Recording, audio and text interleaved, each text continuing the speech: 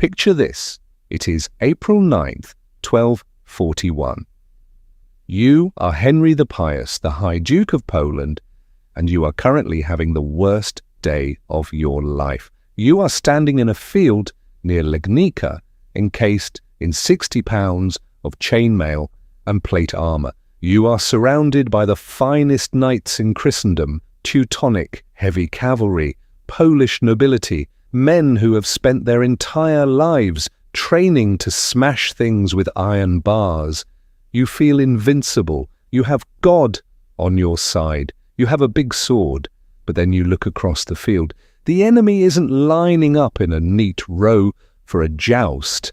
They are swarming. They are screaming. They look less like an army and more like a plague of locusts on horseback.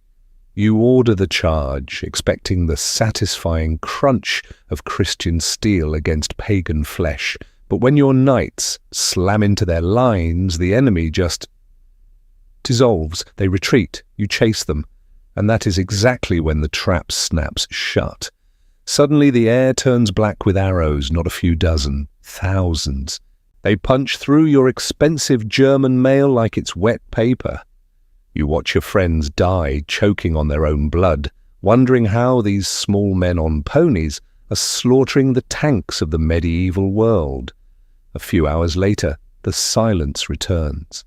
The battle is over, you lost, and your head is now a decoration on the end of a Mongol's spear, paraded around the city walls to let Europe know that the apocalypse has arrived.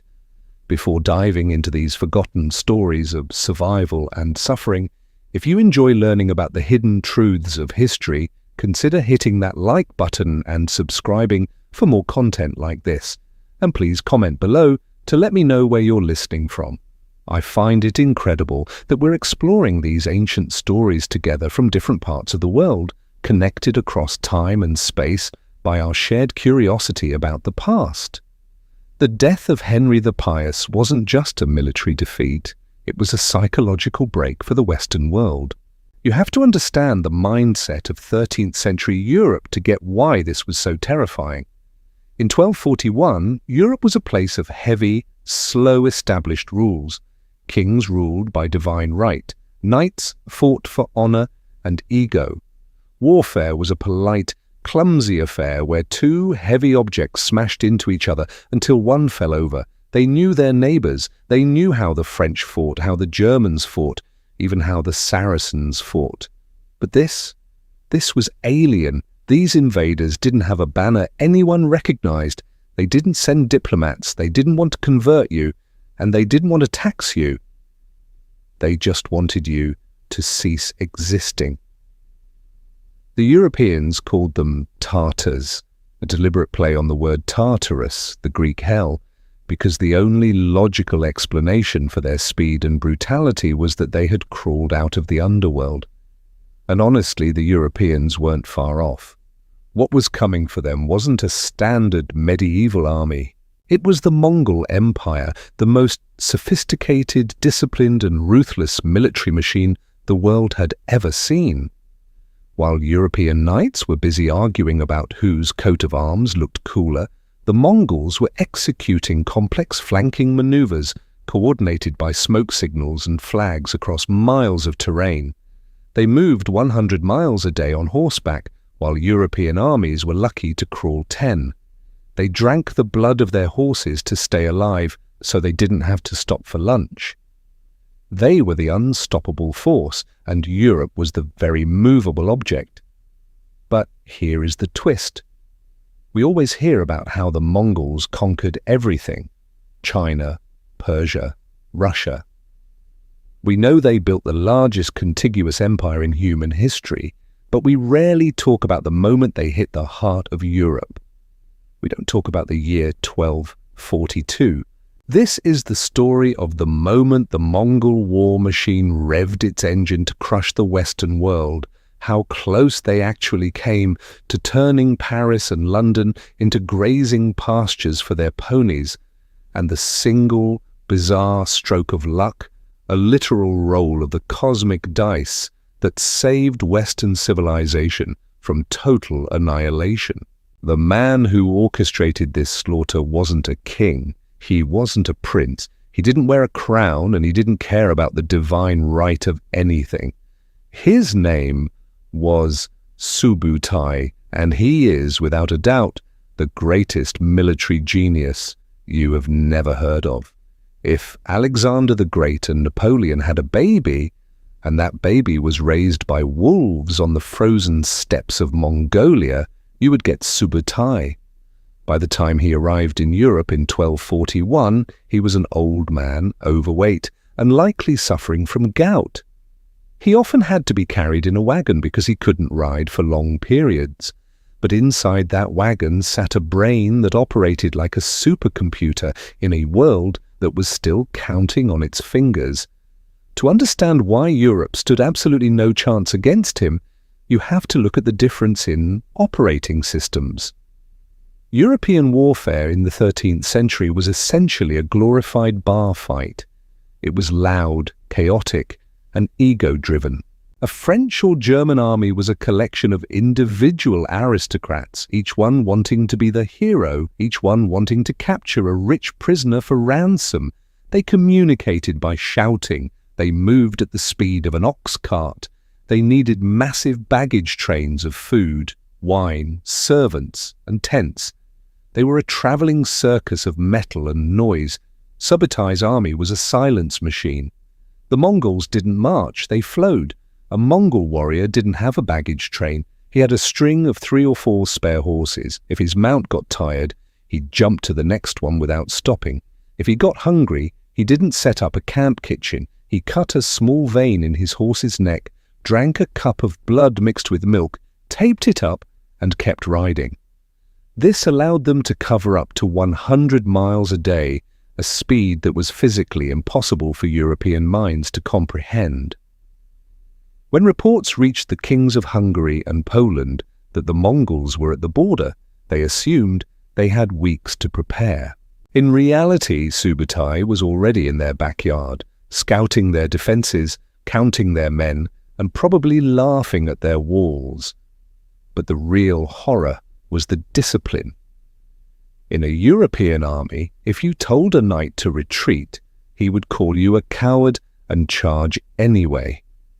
In Subutai's army, absolute obedience was the only religion. They didn't use voice commands that could be lost in the roar of battle. They used a complex system of black and white flags, lanterns, and whistling arrows. Subutai could sit on a hill miles away, wave a flag, and 20,000 men would wheel around in perfect unison like a flock of starlings. They could feign a retreat, draw the enemy out, and then snap back into a formation so tight it looked like a wall. To the European knights, this wasn't war, it was witchcraft. It felt unfair. They were playing checkers, while Subutai was playing 4D chess. He split his army into 3 separate columns to confuse the Europeans, striking Poland and Hungary simultaneously to prevent them from helping each other. It was a strategy of divide and conquer, executed with surgical precision. And the scariest part? Subutai wasn't even there to conquer Europe yet.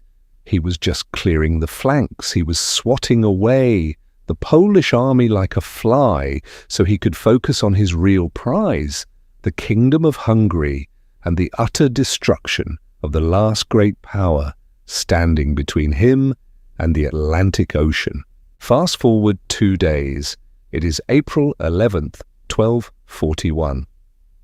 We are now in Hungary, on the banks of the Sajo River.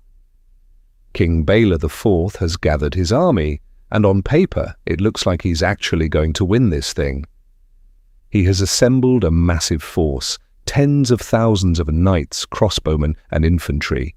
He has built a fortified camp made of wagons chained together, essentially creating a portable wooden castle. And best of all, he has the geography on his side. The river is swollen and difficult to cross, and there is only one bridge. Bela, being a sensible European commander, parks his army right in front of that bridge. He turns the crossing into a kill zone. If the Mongols want to get to him, they have to walk single file into a wall of Hungarian crossbow bolts. and for a few hours it works. The Mongols try to rush the bridge in the middle of the night, and the Hungarian defenders slaughter them. They push the invaders back into the dark water. The Hungarians go back to their tents, high-fiving each other, probably thinking that these Tartars aren't so tough after all. They think the battle is over. They think they've held the line, but they have made a fatal miscalculation. They are fighting a war of positions. Subutai is fighting a war of movement. While the Hungarians are congratulating themselves on holding the bridge, Subutai is already 3 steps ahead. He hasn't just sent men to the bridge, he has sent his engineers. As the sun begins to rise, the Hungarian guards at the bridge hear a sound they can't identify. It's the creaking of tension, the snap of torsion ropes, and the heavy thud of counterweights dropping. Suddenly, massive stones and pots of burning naphtha start raining down on them. This is a moment that changes warfare forever. You see, in Europe, catapults and trebuchets were siege weapons. You built them slowly over weeks to knock down stationary stone walls. You didn't use them on a battlefield against people. That was considered a waste of time and physically impossible to coordinate. But the Mongols? They didn't care about the rules. They had light, mobile catapults that could be assembled in minutes. They used them like modern artillery support. They laid down suppressive fire. The Hungarian guards on the bridge weren't fighting soldiers anymore. They were being pulverized by rocks the size of watermelons falling from the sky. The air filled with a thunderous noise. Some sources even suggest the Mongols used early forms of gunpowder bombs to create smoke and panic. The defenders at the bridge were obliterated. They didn't stand a chance. The stone throwers cleared the path, and the Mongol heavy cavalry thundered across the planks without a hand laid on them. At the same time, miles downriver, Subutai had built a pontoon bridge in secret during the night and was crossing with another 20,000 men. The trap at the bridge hadn't stopped the Mongols. It had just distracted the Hungarians long enough for the noose to be placed around their necks. King Bela woke up not to the sound of victory, but to the realization that his secure defensive position was about to become a coffin. The sun is fully up now, and the Hungarian army has retreated back into their fortified camp. This was supposed to be their safety net. King Bela had ordered his wagons chained together in a tight circle to create a wooden wall, a tactic that had worked against other nomadic tribes for centuries. But against Subutai, it was a death sentence. By retreating into the camp, the Hungarians had essentially packed themselves into a sardine can. They were so crowded that the knights couldn't swing their swords. The archers couldn't find good angles to shoot. They were fish in a barrel, and the Mongols were holding the shotgun. Subutai didn't order a direct assault on the walls. Why would he? That would cost him men. Instead, he ordered his archers to circle the camp. Thousands of horsemen rode in a rotating ring, firing flaming arrows and naphtha bombs into the center of the packed wagons. The camp caught fire. Smoke filled the air, blinding the defenders. The screams of burning horses and panicked men created a cacophony of absolute terror. Inside that circle, the social order of Europe collapsed. Dukes trampled peasants, knights shoved priests. It wasn't an army anymore. It was a mob struggling to breathe. And then the Mongols did something strange, something that seemed like a miracle to the desperate Hungarians. The Mongol line opened up to the west. A gap appeared, a clear path to safety leading back towards the city of Pest. To the terrifying sound of drums and whistles, the Mongol horsemen pulled back just enough to let people escape. The Hungarians didn't stop to think. They didn't ask why the enemy would just let them go. They panicked. They dropped their shields. They threw away their heavy helmets to run faster, and they surged toward the gap. This is one of the oldest and darkest tricks in the Book of War. Sun Tzu called it the Golden Bridge. If you surround an enemy completely, they will fight to the death with the ferocity of a trapped animal because they have no choice. They become dangerous. But if you give them a way out, you give them hope. And hope makes them cowards. The moment they started running, they ceased to be an army and became prey. The Mongols waited until the stream of fleeing Hungarians was stretched out over miles of open plain, defenseless and exhausted. Then the real slaughter began. This wasn't a battle, it was a harvest. Fresh Mongol horses chased down the running Europeans with terrifying ease. They rode alongside them, hacking them down with sabres or lancing them in the back as they fled. It is said that the road to Pest was paved with bodies for a solid 2-day journey. The marshes became mass graves where men drowned in their own armor trying to hide. The river turned red. By the time the sun set on the Battle of Mohi, the Kingdom of Hungary didn't have an army, it had a graveyard. 60,000 men lay dead in the mud, and the gate to Europe was not just open, it was ripped off its hinges. King Bela IV is now the most wanted man on the planet. He managed to escape the slaughter at Mohi by the skin of his teeth, swapping horses and outrunning his own shadow. But Subutai wasn't the kind of man who left loose ends. He didn't just want to defeat Hungary, he wanted to delete it. And you can't delete a kingdom if the king is still breathing. So Subutai detached a specialized force led by a commander named Kadan with a single, simple order. Find him, catch him, kill him. What followed was the most terrifying version of Catch Me If You Can in history. Bela fled west, then south, running through Austria, down into Croatia, and finally toward the Dalmatian coast. He wasn't traveling like a monarch in a carriage, he was moving like a fugitive, begging for entry into castles, sleeping with one eye open, knowing that just a few miles behind him, the dust cloud of the Mongol cavalry was getting closer every hour.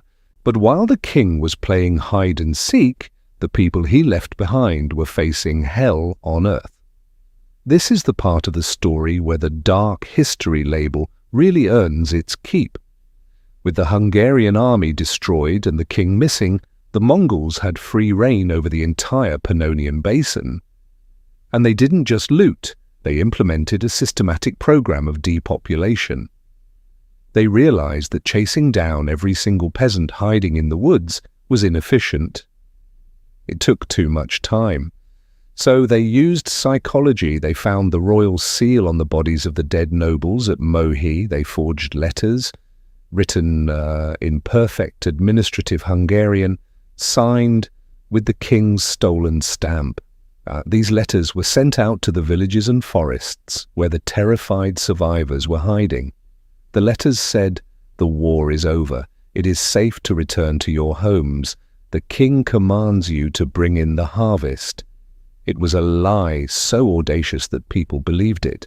Starving families came out of the caves and swamps. They went back to their farms, they started working the fields, and once they were all gathered, exposed and comfortable, the Mongols rode back in. The result was a demographic catastrophe. It is estimated that up to 50% of the population of Hungary was wiped out in a single year. Entire bloodlines vanished. Regions that had been inhabited for centuries became ghost towns reclaimed by wolves/nature.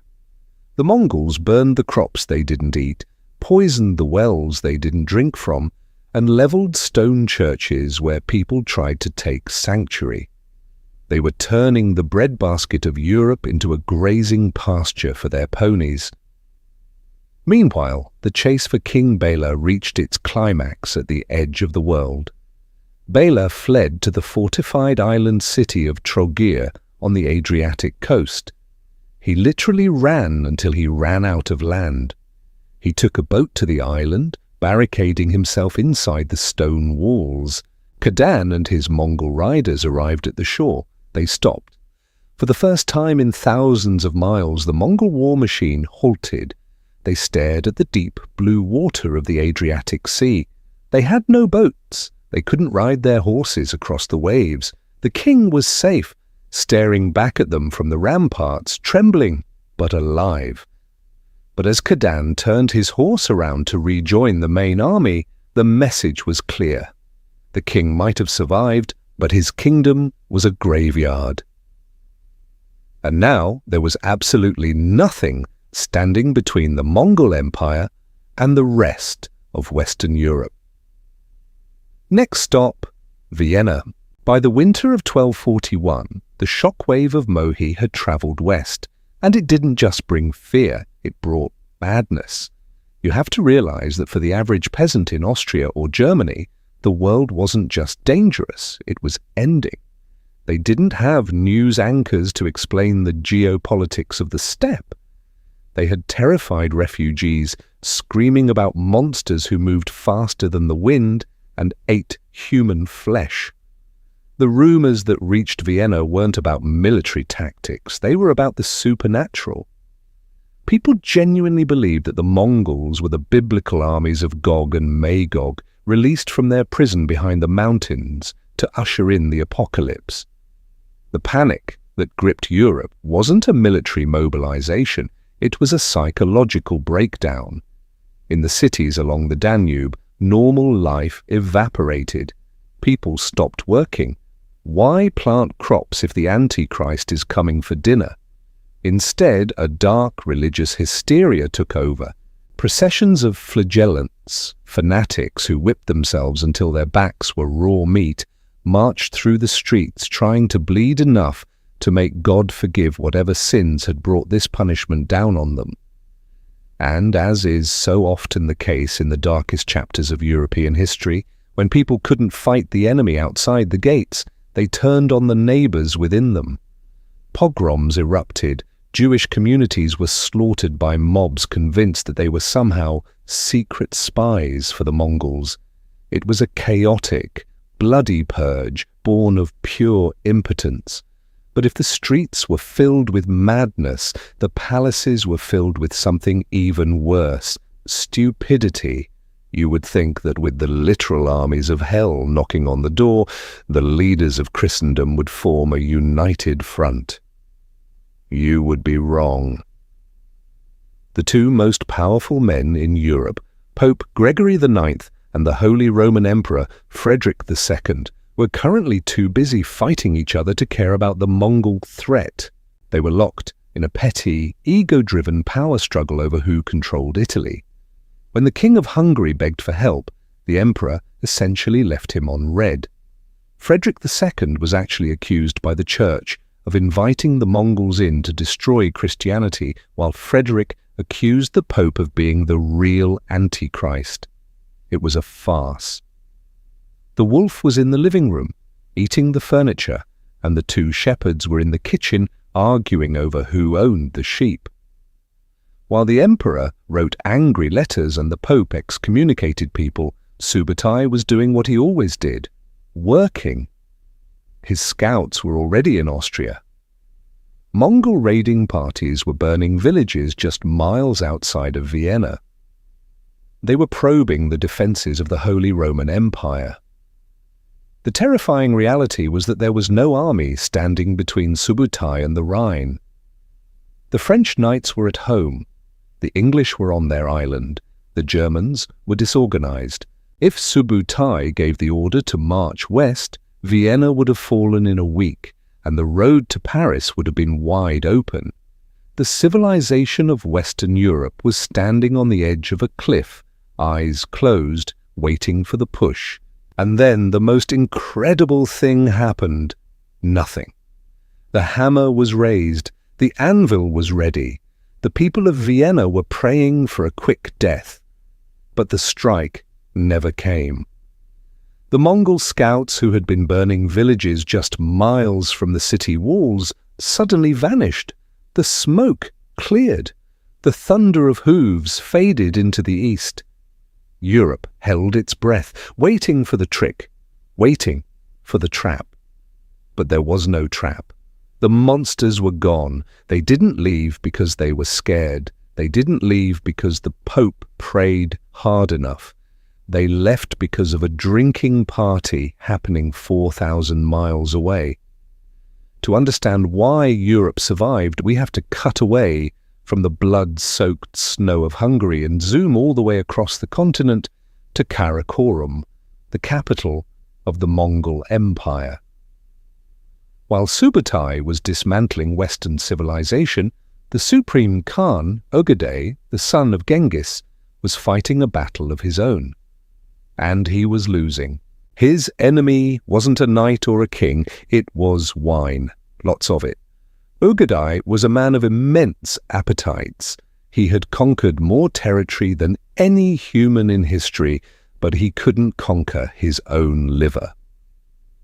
On December 11th, 1241, after a night of heavy drinking during a hunting trip, Ögedei Khan slumped over and died. This was the butterfly effect to end all butterfly effects. In any other empire, the death of a king might mean a few weeks of mourning while the army kept fighting. But the Mongol Empire was built differently. It operated on a strict legal code called the Yasa. According to this law, when the Great Khan dies, all offensive military operations must cease immediately. Every prince of the blood, every general and every decision-maker has to return to the capital for a massive council called the Kurultai to elect the next leader. It wasn't optional, it was the law.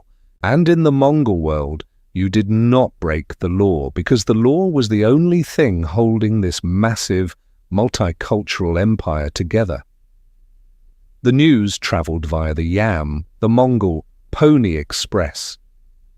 Riders with bandaged chests to stop their organs from shaking apart galloped day and night, swapping horses every few miles, carrying the message across Asia and Europe at breakneck speeds. When the message finally reached Batu Khan and Subutai in Hungary in early 1242, it must have felt like a punch to the gut. Subutai, the military genius, looked at the map. He had Europe open before him like an oyster. He knew he could take Vienna. He knew he could take the Holy Roman Empire. But the message from Karakorum was a red light that he couldn't run. Politics trumped conquest. Batu Khan, the grandson of Genghis, knew that if he stayed in Europe, his cousins back home would carve up the empire without him. He had to go back to protect his own interests. So, with a heavy heart and a likely furious Subutai, the order was given. The greatest army the world had ever seen turned its horses around. They packed up their yurts, rounded up their slaves and loot, and marched back east across the Danube, leaving a traumatized, broken, but miraculously alive Europe in their wake. It is the single greatest anticlimax in military history, and the only reason you are not reading this in Mongolian script right now. Now, if you open a standard history textbook, the story ends there. The Khan died, the princes went home to vote, and Europe was saved by a ballot box. It's a nice, clean narrative. It makes sense. It feels like a movie script. But there is just one problem with it. It might be total nonsense, or at least it's only half the truth. Because here is the thing about history. It is rarely that simple. If the death of Ögedei was the only reason they left, why didn't Batu Khan rush straight back to Mongolia? He didn't. He stopped on the Volga River in Russia and established his own capital. He didn't even attend the election. So if he wasn't rushing back to vote, why did he abandon a conquest that was going so well? The real reason Europe survived might be far less romantic and far more disgusting. Mud. You have to remember that the Mongol army wasn't an army of men. It was an army of horses. Each warrior had 3 to 4 mounts. That means for an army of, say, 100,000 men, you are looking at nearly 500,000 animals. That is a biological machine that requires thousands of tons of grass and water every single day. The Great Hungarian Plain was perfect for them. It was basically a mini Mongolia in the middle of Europe. But the winter of 1241 had been brutal, and the spring of 1242 was wet, extremely wet. When the snow melted, the Danube basin didn't turn into a lush pasture, it turned into a swamp. The grass rotted. The ground became a slurry that sucked the shoes off horses. A Mongol army relies on speed and mobility. In deep mud, a Ferrari becomes a tractor. The horses started to starve. They started getting hoof rot. And a Mongol without a horse is just a short guy with a bow standing in a puddle. Then there was the issue of real estate. The Mongols had burned down all the wooden towns, looted the gold, and killed the peasants. But the few places they couldn't take were the stone fortresses. While the wooden palisades of the east burned like matchsticks, the heavy stone citadels of the west were proving to be a headache. The Mongols could take them, they had the technology, but it took time, it took resources, and it was boring. They looked at Western Europe, at the forests of Germany and the hills of France, and they did the math. The grazing land was poor, the fortifications were getting stronger, the population was dense and hostile. So Subutai and Batu likely looked at each other and made a cold, calculated business decision. Why push forward into the mud and forests to conquer people who have nothing left to steal? They had already broken the Hungarian army.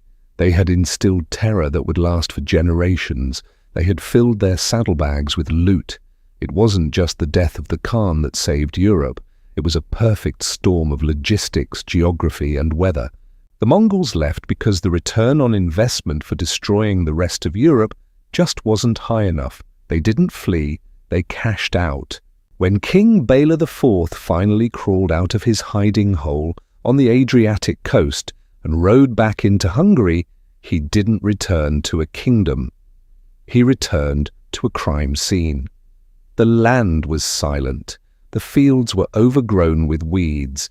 Packs of wolves, fat on human flesh, roamed the empty villages in broad daylight.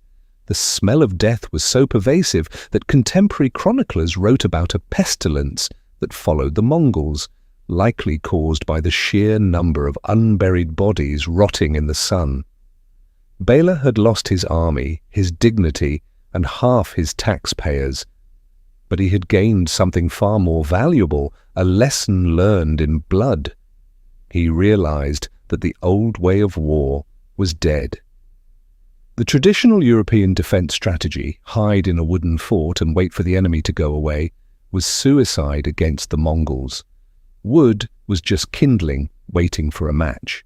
The only places that had survived the storm were the stone citadels like Esztergom and brave hilltop fortifications where the Mongol fire arrows just bounced off cold, hard rock.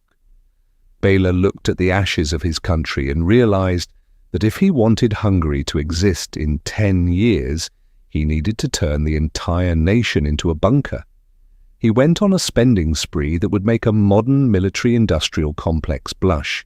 He nearly bankrupted the royal treasury to hire architects, stonemasons and engineers. But he couldn't do it alone. In a desperate move, he made a deal with the devil. He turned to the very nobles who had been so arrogant and useless at the Battle of Mohi. He gave them massive tracts of land, money, and legal rights, effectively weakening his own power as a king on one condition. They had to build a stone castle on their new property and maintain a heavy cavalry force equipped with plate armor. This was the birth of the medieval Hungarian landscape we see in travel brochures today. Those romantic ruins on the hilltops? They weren't built for beauty. They were built out of pure, unadulterated paranoia. Bela literally militarized the entire horizon. He transformed Hungary from a soft, open plain into a jagged mouth of stone teeth. And he didn't stop at walls. He reformed the army, abandoning the light skirmishers and focusing on heavy, Western-style knights, men who could take a hit and hit back harder. And here is the vindication. Bela's paranoia wasn't madness, it was prophecy. The Mongols didn't just disappear into the history books, they came back. In 1285, the Golden Horde returned, led by a new generation of commanders expecting another easy harvest. They rode into Hungary expecting to find the same wooden fences and panicked peasants they had slaughtered 40 years earlier. Instead, they slammed face first into a wall of granite. They were bogged down by a network of over 100 new stone castles. They were ambushed by heavy knights who didn't break formation. They starved outside the walls while the Hungarians sat tight inside. The second Mongol invasion was a disaster for the Mongols. They were beaten back, battered, and defeated. King Bela never lived to see it, but his obsession with stone had saved his people. He is remembered today as the second founder of the state, not because he conquered new lands, but because he built the shield that allowed the old ones to survive. When you walk through the streets of Paris, London, or Vienna today, you are looking at a version of history that survived a near-fatal gunshot wound. We tend to think of Western civilization as inevitable. We think of the Renaissance, the Age of Discovery, and the Industrial Revolution as chapters that were destined to be written. But the truth is much more fragile.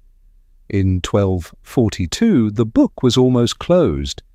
If Ögedei Khan had lived just 10 more years, or if the spring rains had come 2 weeks later, the Europe we know would simply not exist. The cathedrals would be horse stables, the universities would be ash, the languages you speak, the God you pray to, and the borders on your passport would all be different. The Mongol invasion of Europe is the ultimate reminder that history doesn't care about your narratives of progress or destiny. It is often decided by the most mundane, random things imaginable. A microscopic bacteria caused the Black Death. A shift in the wind saved England from the Spanish Armada, and a single cup of wine and the failing liver of a man 4,000 miles away saved the Western world from total annihilation. We are not the chosen people of history. We are just the lucky survivors of a cosmic game of Russian roulette. The Mongols proved that no empire is invincible, no wall is high enough, and no civilization is safe just because it believes it is superior. They forced Europe to wake up. They forced kings to stop fighting each other for 5 minutes and build stone walls. They forced a technological evolution that would eventually lead to the very gunpowder empires that would dominate the world centuries later. In a way, the Mongols didn't just try to destroy Europe, they traumatized it into becoming stronger. If you have made it this far, you are clearly someone who values the deep, gritty, and often uncomfortable truths of our past. If this story of survival and the razor-thin margins of history resonated with you, please make sure you are subscribed and have the bell notification turned on. I have a lot more forgotten history to uncover with you, and we are just getting started. And before you go, I have a question for you to answer in the comments. I want to know your take. Do you think Europe was actually saved by the death of the Khan, or was the Mongol withdrawal inevitable due to the geography and the mud? Was it luck, or was it logistics? I read every comment, and I'm genuinely curious to see how you analyze this turning point. If you want to understand the man who started this entire unstoppable machine, click the video on your screen right now to dive into the dark psychology of Genghis Khan. Or if you want to see what happened the next time a plague from the east hit Europe, this time a biological one, click here for the story of the Black Death. I'll see you in the next chapter of history.